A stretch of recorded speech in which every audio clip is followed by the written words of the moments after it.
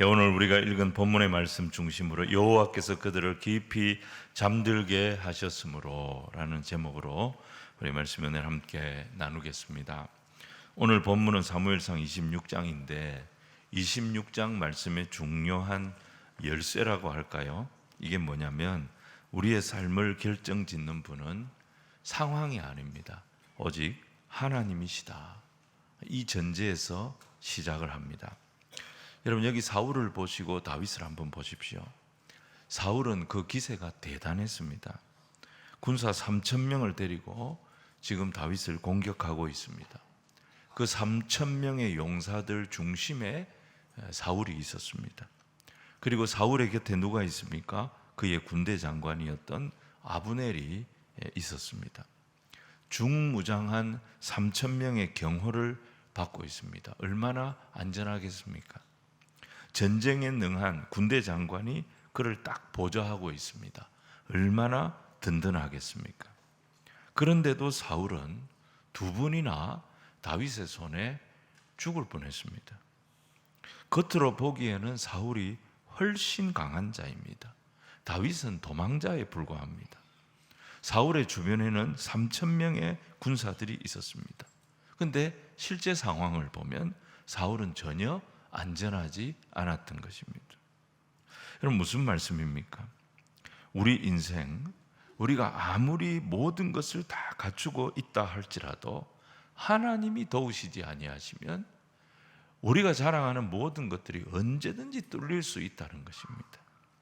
자, 우리 12절 읽었지만 12절 말씀을 한 번 더 읽겠습니다. 시작. 다윗이 사울의 머리 곁에서 창과 물병을 가지고 떠나가되 아무도 보거나 눈치채지 못하고 깨어있는 사람도 없었으니 이는 여호와께서 그들을 깊이 잠들게 하셨으므로 그들이 다 잠들어 있었기 때문이었더라. 3,000명이 있었습니다. 하지만 하나님께서 이들을 깊은 잠을 자게 하셨습니다. 깊은 잠에 빠져버리니까 두 사람이 들어가는데 이들을 막는 것은 고사하고 오늘 뭐래? 눈치채는 자도 없었다 그랬습니다. 여러분, 이게 우리 인생이라는 거예요. 여러분, 우리 인생에 뭐 많은 재산이 있다고, 우리가 건강하다고, 무슨 든든한 자식들이 있다고 안심할 수 있느냐? 그렇지 않습니다. 하나님이 이 모든 것을 잠들게 만드시면 3,000명의 군사가 지키고 있었고 그 유능한 군대 장관이 곁에 있어도 이 모든 것이 사울에게 무용지물이었습니다. 자, 여러분, 이걸 반대로 한번 적용을 해봅시다. 내 몸에 병이 왔습니다. 우리가 병이 딱 오면 몸과 마음이 확 위축이 됩니다. 자신감을 다 잃게 되고 염려에 빠지게 됩니다. 근데 우리에게 누가 계십니까? 예수님이 계십니다. 자, 예수님이 어떤 분입니까? 복음서에 보니까 예수님 만났더니 시각장애인이었던 바디메오가 눈을 떴습니다. 베데스다에 예수님이 오시니까 38년 동안 누워있던 병자가 일어났습니다. 죽은 나사로의 무덤에 예수님이 도착하시니까 이 나사로가 무덤에서 살아서 나왔습니다. 병이라고 하는 것은 우리에게 작은 문제가 아닙니다. 큰 문제인 것은 맞습니다. 하지만 우리 주님 앞에서는 어떤 병마도 장애가 되지 못했습니다. 문제가 되지 못했습니다. 그런데 우리는 어떻습니까? 예수님을 알고 있지만 병을 만나면 그 자리에서 낙심합니다. 이 병에 내 인생이 좌우된다고 생각하고 실망에 빠지게 됩니다. 가난을 만나면 가난 때문에 아무것도 못한다고 원망하게 됩니다.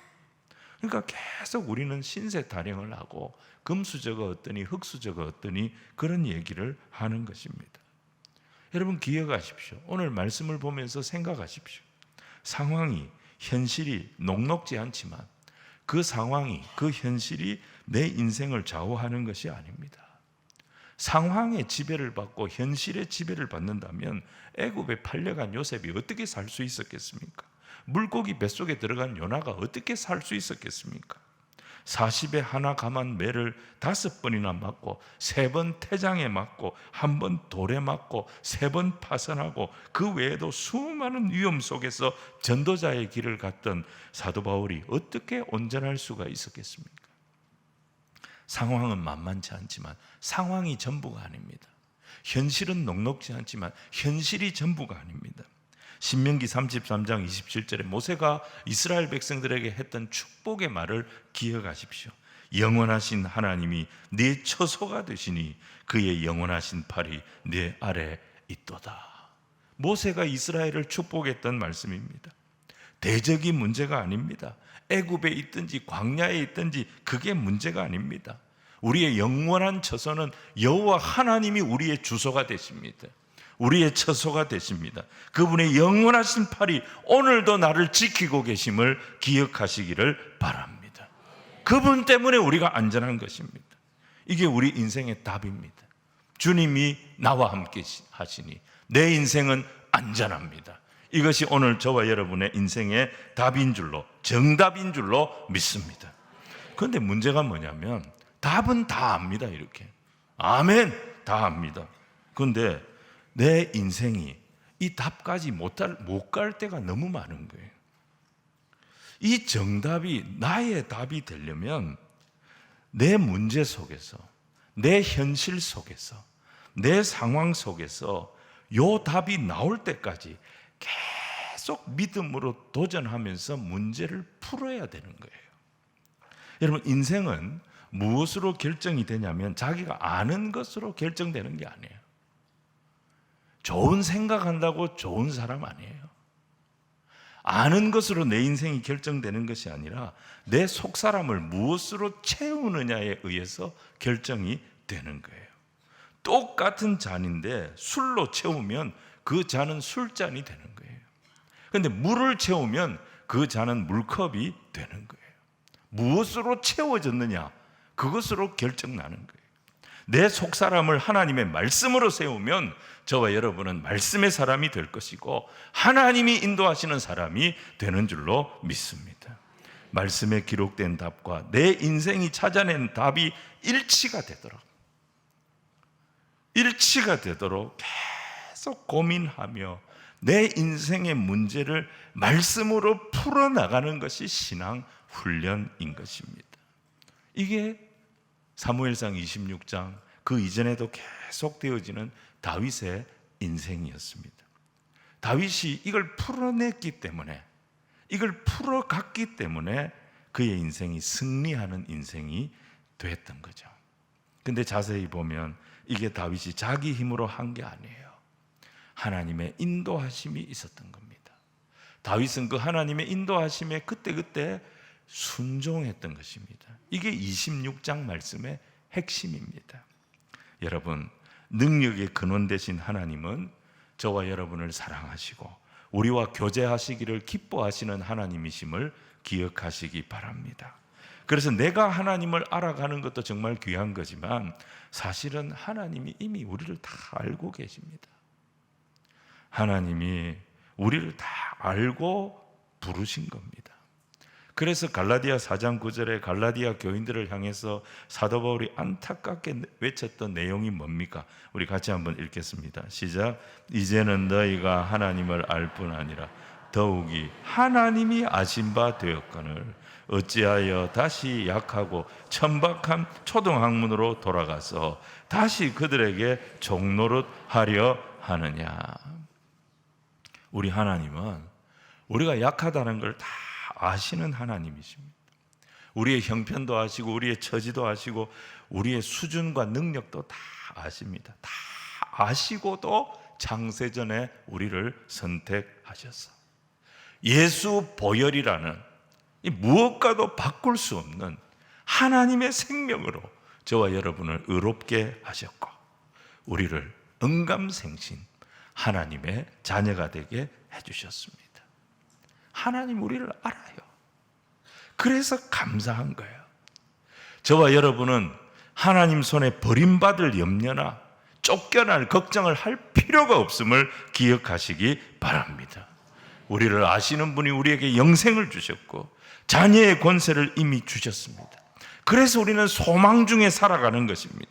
소망을 가진 성도는 어떤 자세로 살아야 됩니까? 고린도후서 6장 9절 10절 같이 읽겠습니다. 시작. 무명한 자 같으나 유명한 자요, 죽은 자 같으나 보라 우리가 살아있고, 징계를 받는 자 같으나 죽임을 당하지 아니하고, 근심하는 자 같으나 항상 기뻐하고, 가난한 자 같으나 많은 사람을 부요하게 하고, 아무것도 없는 자 같으나 모든 것을 가진 자로다. 우리가 이와 같은 존재임을 믿으시기를 바랍니다. 우리의 두 손에는, 한 손에는 진리의 말씀, 한 손에는 하나님의 능력, 이것으로 딱 무장해가지고 히브리서 12장 말씀처럼 모든 사람과 더불어 화평하고 하나님 앞에서 거룩함을 쫓아 사는 그런 주의 백성이 되어야 될 줄로 믿습니다.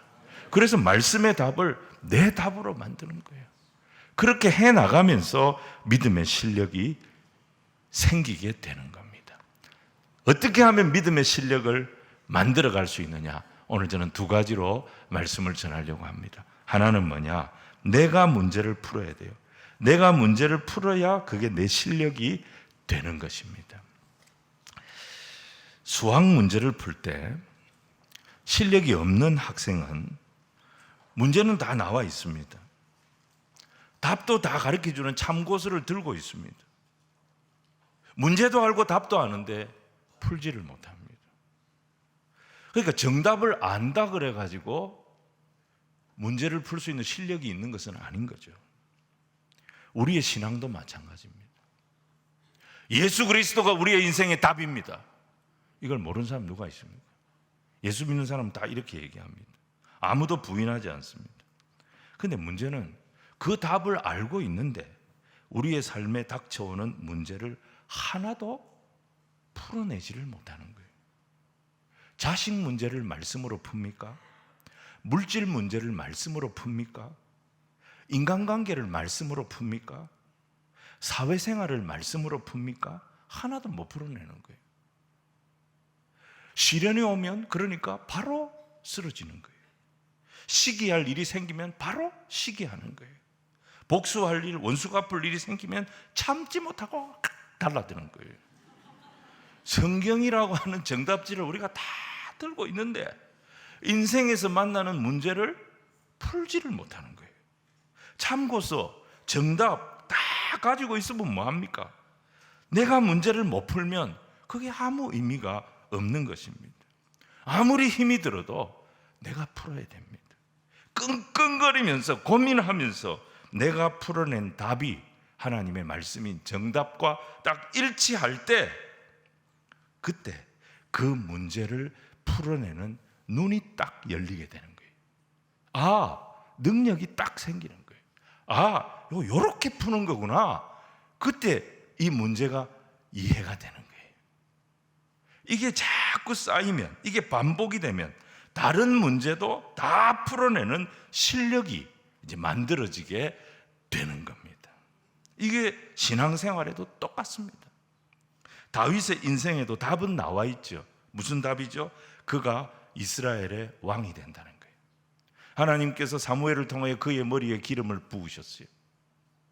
왜 기름을 부으셨어요? 저도 오늘 기름을 바르고 왔지만 기름을 왜 부으셨어요? 너는 이스라엘의 왕이 될 것이다 라고 하는 의미로 머리에 기름을 부은 거예요. 이제부터 다윗의 삶에 뭐가 필요합니까? 왕이 되기 위해서 갖추어야 할 과제들이 있습니다. 감당해야 될 이 과제들이 있어요. 이걸 하나씩 하나씩 하나님께서 주시는 거예요. 그 문제들을 다윗이 끙끙거리면서 이제 풀어나가야 됩니다. 그래서 하나님의 답과 너는 이스라엘의 왕이 될 것이다 라고 하는 이 답과 자기가 문제 속에서 풀어낸 답이 일치가 되는 것을 확인을 할 때 비로소 다윗은 이스라엘의 왕이 될 실력을 갖추게 되는 거예요.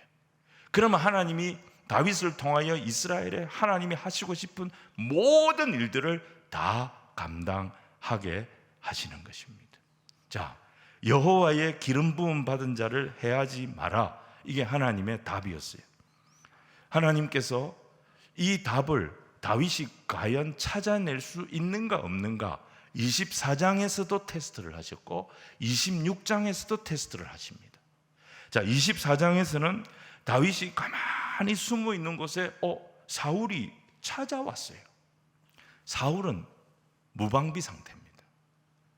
완전히 무장을 해제하고 쉬고 있습니다. 사울을 죽일 기회가 온 겁니다. 정답은 뭐죠? 하나님의 답은 뭐죠? 하나님의 기름 부음 받은 자를 해치지 말라. 사울을 죽이지 않는 것이 정답인데 현실은 뭐죠? 사울을 죽일 수 있는 기회가 온 거예요. 너무 좋은 기회가 온 거예요. 사울만 없어지면 다윗이 이 고생 안 해도 됩니다. 다윗이 이렇게 숨어 있을 이유가 없습니다. 사울이 사라지면 그때부터 다윗이 유리해집니다. 편해집니다. 근데 이건 하나님의 답하고 다릅니다. 자, 이걸 어떻게 푸느냐? 24장에서 다윗은 옷자락만 배웠다 그랬어요. 옷자락만 배면서 이 문제를 푸는 거예요. 근데 다윗을 보면 옷자락만 배웠는데도 양심의 가책을 너무 많이 느낍니다. 나는 하나님의 기름 부음 받은 자를 죽인 것과 다름이 없다. 양심의 가책을, 그가 영적으로 살아 있었다는 거예요. 26장에서는 어떻죠? 다윗이 자기를 포위한 이 사울의 진영 안으로 들어갑니다. 밤에 사울이 다윗을 딱 포위하고 있는데 군사들을 딱 데리고 왔는데 밤에 들어간 거예요. 그 진영 안으로 담대하게 들어간 거예요. 가보니까 3,000명이 다 자고 있는 거예요. 사울도 자고 있는 거예요. 또 기회가 온 거예요. 사울을 제거할 수 있는 정말 절호의 기회가 온 거예요. 근데 그때에도 정답은 뭐죠? 여호와의 기름 부음 받은 자를 해치지 말라. 이게 답이거든요. 근데 문제는 뭐죠? 너무 좋은 기회인 거예요. 다윗은 이 문제의 답을 찾아내기 위해서 하나님의 답과 자기 답을 일치시키기 위해서 끙끙거립니다. 얼마든지 죽일 수 있었어요. 근데 죽이지 않습니다. 어떻게 합니까? 이번에는 사울의 창과 물병만 싹 가지고 나옵니다. 그렇게 해서 모든 상황 속에서 말씀의 답과 자기가 풀어낸 답이 일치가 되도록 만들었던 것입니다. 여러분, 아는 대로 사는 게 쉽지가 않습니다. 배운 대로 사는 게 쉽지가 않아요. 하나님은 다윗을 계속 지금 훈련을 시키십니다. 하나님의 답과 다윗이 찾아낸 답을 다윗이 지금 일치시키고 있는가? 하나님이 주신 답에 다윗이 지금 자기의 모든 문제들을 풀면서 그 하나님의 답을 그 문제 속에서 찾아내고 있는가? 이걸 훈련하신 겁니다. 다윗이 이 훈련을 하면서 이스라엘의 왕이 될 영적인 실력을 쌓도록 하신 것입니다. 그리고 이것은 고스란히 다윗의 영성이 되었던 것입니다. 다윗은 말씀을 듣기만 했던 사람이 아니었습니다. 다윗은 시편에 나오는 주옥 같은 노래를 불렀지만 찬양만 불렀던 사람이 아니었습니다. 기도하면서 하나님 앞에 이렇게 해달라 저렇게 해달라 요구만 하는 사람도 아니었습니다. 여러분, 정답지 들고 있다 그래가지고 그게 내 실력이 되는 게 아니에요. 내 신앙이 되는 게 아닙니다. 정답 모르는 사람 누가 있습니까? 그런데 그 정답 들고 이익 앞에 서봐야 됩니다. 위기 앞에 서봐야 됩니다. 환난 앞에 서봐야 됩니다. 갈등 앞에 서봐야 됩니다. 그때 남들이 뭐라고 하느냐 그것 따라가는 것이 아니라 하나님의 정답, 하나님의 말씀을 생각하면서 손해가 될지라도 내 삶으로 그 답을 풀어낼 때 그 신앙이 저와 여러분의 신앙이 될 줄로 믿습니다. 원수를 사랑하고 그를 위해 기도해라. 이거 모르는 사람 어디 있습니까? 근데 그게 실생활에서 됩니까? 원수는 고사하고, 저는 초등학교 다닐 때 책상 같이 쓰는 애 줄 중앙에 딱 끄어놓고 좁게만 넘어오면 연필로 팍 찌르는. 무슨 원수를 사랑해요? 친구도 사랑을 못하는데. 그리스도께서 교회를 사랑하시고 그가 교회를 위하여 자기를 주심같이 하라는 말씀을 우리가 모릅니까? 다 합니다. 그런데 실생활에서 우리가 그렇게 살고 있습니까? 사람들이 자기를 사랑하고 돈을 사랑하고 자랑하고 교만하고 남을 비방하고 부모를 거역하고 감사하지 아니하고 거룩하지 아니하고 경건의 모양은 있지만 경건의 능력을 잃어버린 이와 같은 자들에게서 돌아서라. 디모데후서 말씀 우리가 모릅니까? 다 알고 있지만 이 말씀을 내 말씀으로 만들지를 못하니까,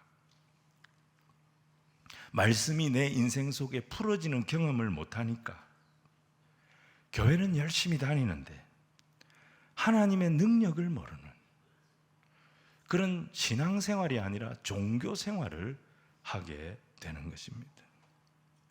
성경의 답을 진짜 내 인생의 답으로 만들려면 내가 딱 벽 앞에 서봐야 합니다.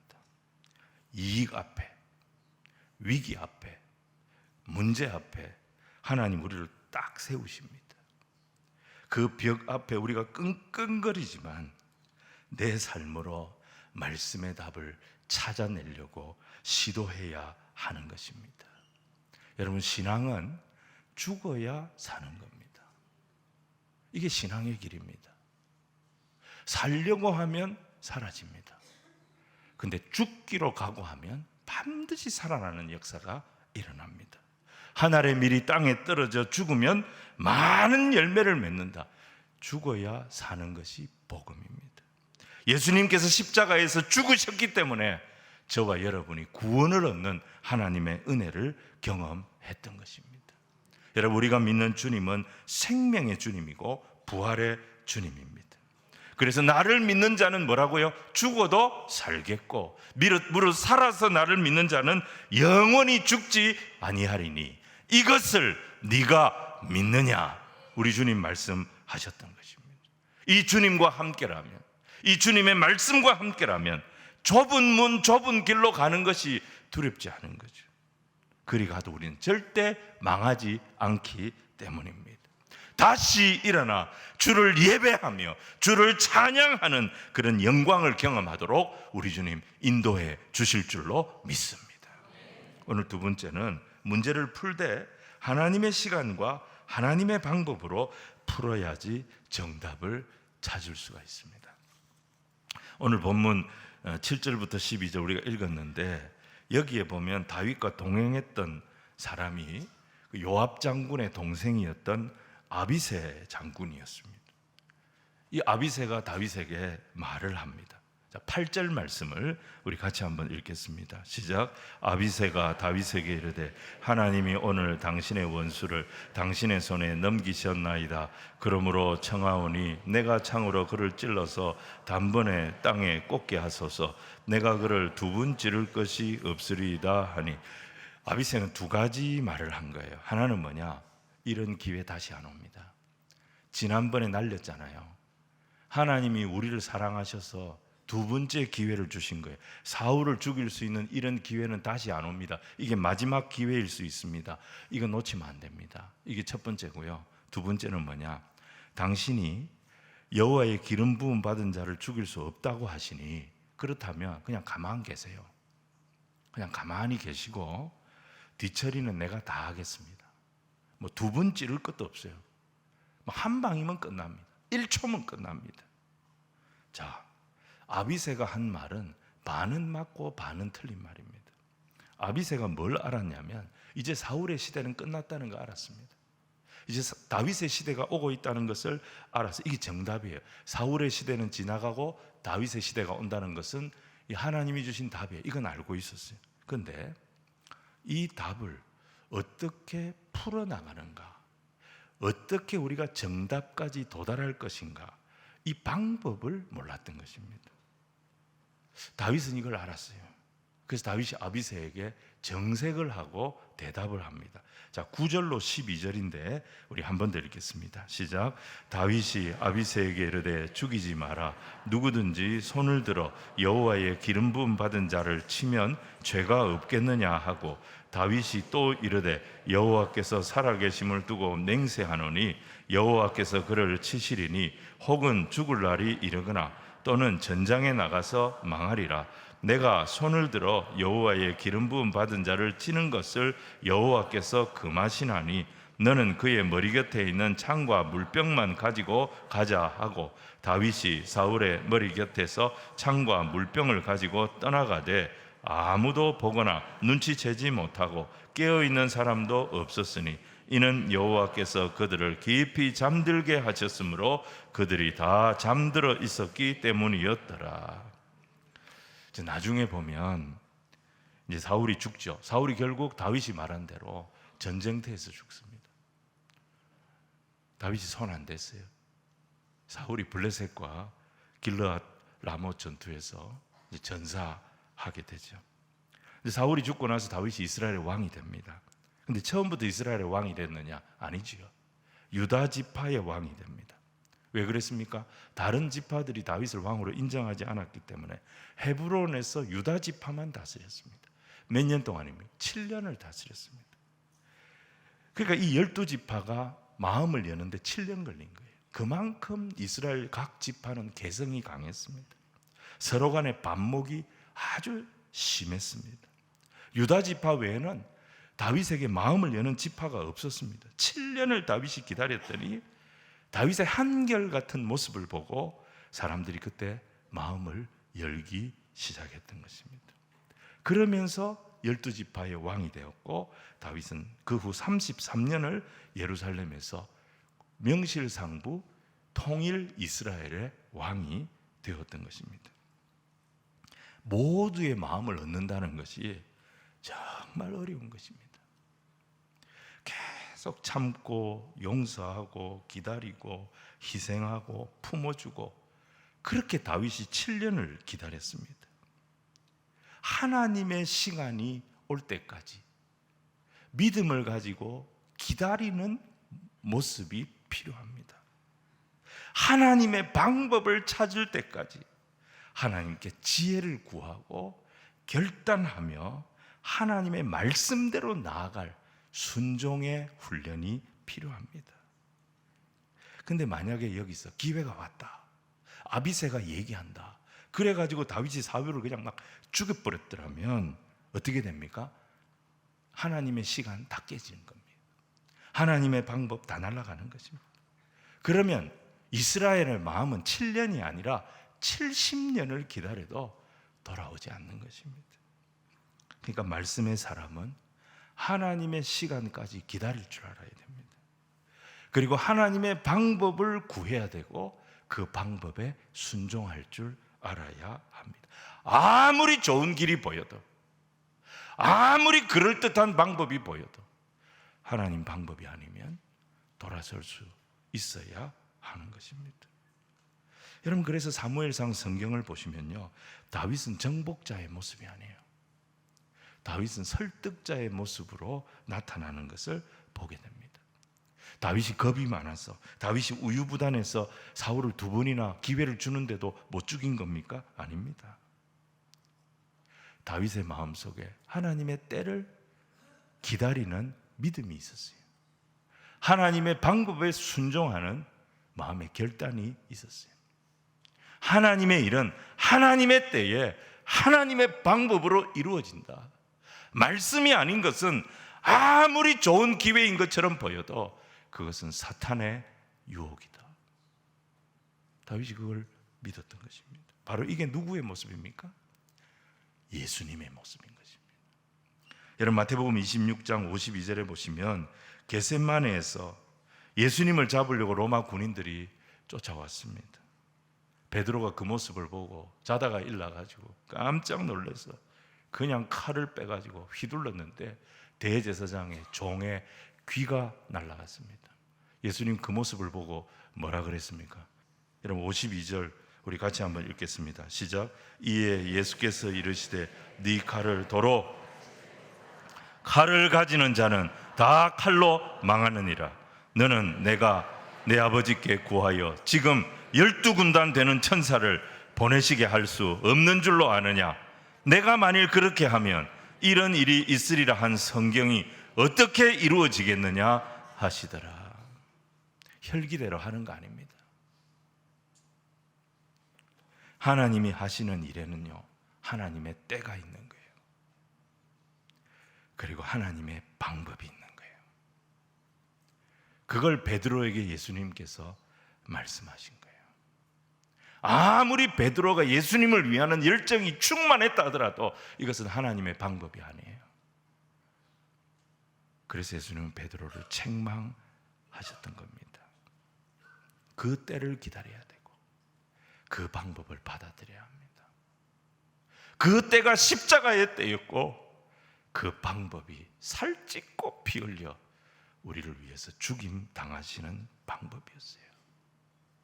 그때 하나님 나라가 이루어졌던 것입니다.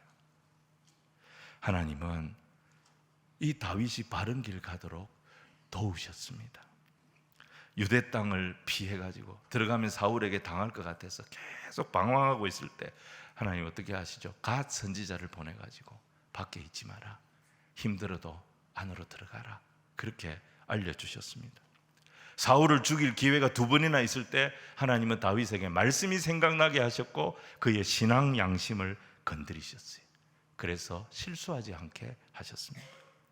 나발 때문에 분노해가지고 막 이성을 잃고 나발을 죽여버리겠다고 할 때 아비가일을 딱 보내셔가지고 그가 평정심을 회복하도록, 하나님의 말씀을 회복하도록 인도하여 주셨습니다.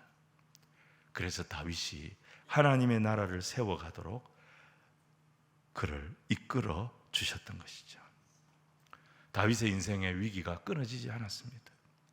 다윗은 계산해 보면 한 10년 정도를 광야에서 도망을 다녔습니다.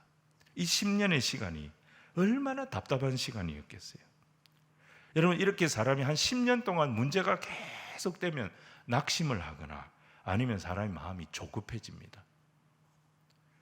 근데 급할수록 어떻게 해야 되느냐? 오늘 말씀은 그때에도 주님의 시간을 기다려야 하고 주님의 방법을 찾아야 하고 그 주님의 때와 시간, 주님의 때와 방법에 순종해야 한다는 것입니다. 그때 하나님이 역사하시고 성령이 인도하셔서 우리가 말씀의 길, 승리의 길을 가도록 하신다는 것입니다. 말씀을 정리하겠습니다. 하나님은 우리를 때로 벽에 세우실 때가 있습니다. 절벽에 세우실 때가 있습니다. 답이 뭔지는 다 압니다. 들어서 알고 있고 읽어서 하나님 말씀을 다 알고 있습니다. 근데 그 답을 내가 어떻게 내 삶 속에서 찾아가야 할지 그 방법을 모를 때가 많습니다. 수학 문제 푸는 거하고 똑같습니다. 문제 다 읽었습니다. 답도 봤습니다. 그런데 이 문제를 어떻게 답까지 끌고 가야 할지 풀이 과정을 모른다면 문제를 풀 실력이 나한테 없는 것입니다. 우리는 매사에 하나님의 방법으로 하나님의 시간을 따라 순종하고 기다릴 때 하나님이 일하시는 열심을 그때 경험하게 되는 것입니다. 여러분, 신앙 훈련은 2가지입니다. 하나는 먼저 정답지를 받아야 됩니다. 정답지를 먼저 받아야 됩니다. 그게 하나님의 말씀입니다. 이 말씀을 읽고 듣고 묵상하고 그래서 정답이 무엇인지를 분명히 알아야 합니다. 정답을 알고 우리의 인생의 목표를 알았다면 그 다음에는 거기까지 내 삶이 풀어나가도록 해야 합니다. 주님을 의지하면서 주님의 말씀이 진짜인지 진짜가 아닌지 내 삶으로 계속 풀어봐야 하는 것입니다. 사도행전 17장 11절에 보면 사도 바울이 복음을 전했을 때 베레아 사람들은 데살로니가 사람들보다 너그러워서 그들이 어떻게 했다 그랬습니까? 말씀해 보니까 간절한 마음으로 말씀을 받고 이것이 그러한가 하여 날마다 성경을 상고했다 그랬습니다. 성경을 상고한다는 게 무슨 말입니까? 영어 성경을 보니까 examine이라고 되어 있습니다. 조사한다, 무슨 검사한다 이런 뜻도 있지만 시험 문제를 푼다는 뜻도 있습니다. 이 말씀이 사실인지 아닌지 풀어본다는 거죠. 무엇으로 풀어봅니까? 자기의 삶으로 풀어보는 것입니다. 순종으로 풀어보는 것입니다. 주님께서 벽 앞에 우리를 세우셨다. 벽 앞으로 우리를 이끌어 가신다. 이게 무엇을 의미합니까? 문제를 풀으라는 것입니다. 답을 아는 게 중요한 것이 아니라, 목표를 아는 것이 중요한 것이 아니라 그 답까지 갈 수 있도록 네 인생을 가지고 하나님이 주신 답이 정답인지 아닌지 풀어보라는 것입니다. 풀어나갈 때 우리의 영적인 실력이 부쩍부쩍 늘게 될 것이고, 우리 모두는 다윗과 같은 영적인 실력자들이 될 줄로 믿습니다. 신앙인은 내가 살려고 하면 다 잃습니다. 죽어야 사는 것이 신앙입니다. 벽 앞에서, 절벽 앞에서 거기서 나를 내려놓고 하나님의 말씀이 정답임을 믿습니다. 끙끙대면서 이 답이 내 답이 되도록 살아가는 그 모습이 남들이 볼 때는 처량해 보이고 답답해 보인다 할지라도 다윗은 그 길을 갔습니다. 다윗의 부하들이 가슴을 치면서 이렇게 좋은 기회를 날리네, 이렇게 좋은 기회를 또 날리네. 그래도 다윗은 그 길을 갔습니다. 그렇게 했기 때문에 다윗이 사울하고 다를 게 뭐가 있습니까? 똑같이 흥분하고 똑같이 흔들리는 사람인데, 다윗은 뭐가 됩니까? 말씀의 길을 갖고 말씀의 답을 자기 답으로 만들려고 몸부림치는 삶을 살았기 때문에 그는 이스라엘 역사에 1000년에 한 번 나올까 말까 하는 성군이 되어졌던 것입니다. 여호와 하나님의 인도를 경험했고 승리를 경험하는 은혜의 수혜자가 되어졌고 예수 그리스도의 모형이 될 수가 있었던 것입니다. 오늘 우리 모두가 주어진 인생 살아갑니다. 100년도 못 사는 인생, 하나님께서 우리에게 주신 시간을 살아갑니다. 이 시간을 살아가면서 수많은 일을 만나겠지만 하나님 백성답게 사는 저와 여러분이 되기를 주님 이름으로 축원을 드립니다. 하나님의 때에 하나님의 방법으로 하나님의 일이 이루어지도록 인도하여 주실 줄로 믿습니다.